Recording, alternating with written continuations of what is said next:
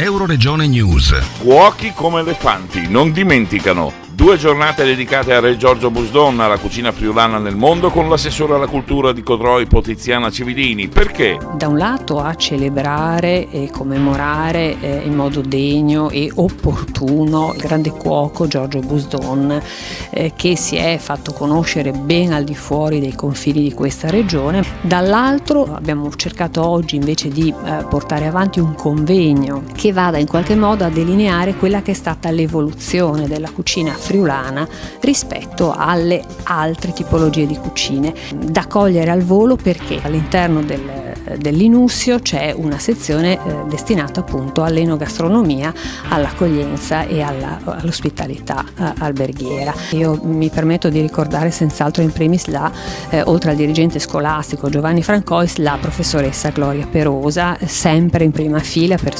accogliere e portare avanti le iniziative proposte. Dal Medio Friuli per Euroregione News, Marco Mascioli. I nostri servizi sono disponibili su internet all'indirizzo www.euroregionenews.eu.